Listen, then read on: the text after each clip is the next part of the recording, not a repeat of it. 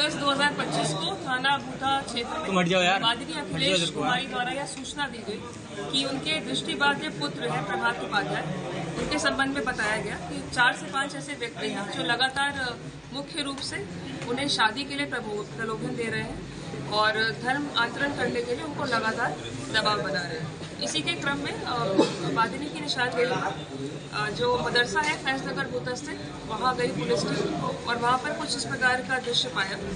4 से 5 लोग एक धार्मिक बैठक में बैठे हुए थे और वहाँ पे जो एक प्रभात उपाध्याय नाम का व्यक्ति है उसका खतने का प्रोसीजर कराने की तैयारी चल रही थी। इसके पश्चात उसे हामिद बनाया जाना था, यही उनकी सुनियोजित नीति है।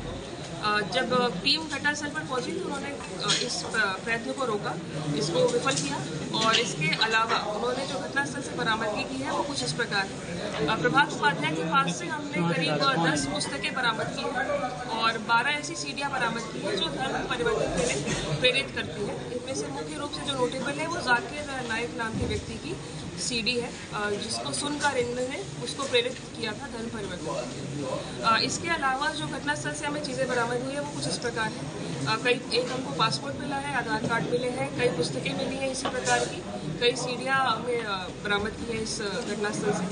इसके अतिरिक्त हमने 3 कन्वर्जन सर्टिफिकेट्स वहाँ से बरामद किए हैं, जिसको देकर ये प्रमाणित करते थे कि आपका धर्म परिवर्तन कर दिया गया है।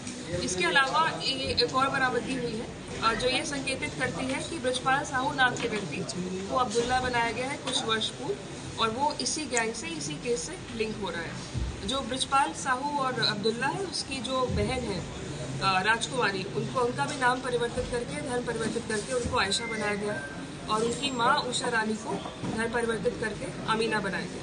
तो इस प्रकार से दूसरा केस भी इस केस से लिंक हो रहा है। इसके अलावा और गहनता से पूछताछ की गई और जानकारी की गई तो यह ज्ञात हुआ कि एक नाबालिग लड़के को इन्होंने प्रभावित किया है, उसको ड्रग्स के नशे का आदी बनाया और उसकी असहायता का पूरा उपयोग करते हुए इन्होंने उसको नई रीति रिवाजों से इंट्रोड्यूस किया, मौलवी से मिलवाया और उसका भी खतना करवाने की फिराक में थे, लेकिन उस प्रयत्न को भी विफल कर दिया गया है। तो ये 3 केसेस हैं जो मुख्य रूप से अभी हमारे सामने आए हैं।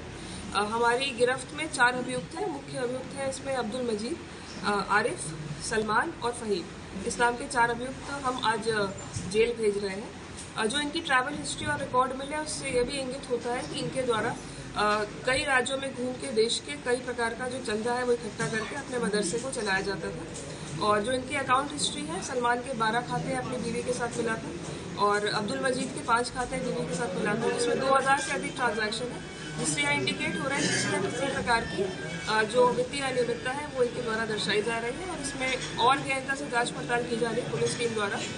आगे चलकर इसमें अग्रिम कार्रवाई की जाएगी। फिलहाल यही अपडेट। किसी के विदेश से कोई संपर्क है उनका, किसी एजेंसी से? अकाउंट के माध्यम से उसको और गहनता से जांच पड़ताल अभी प्रचलित है।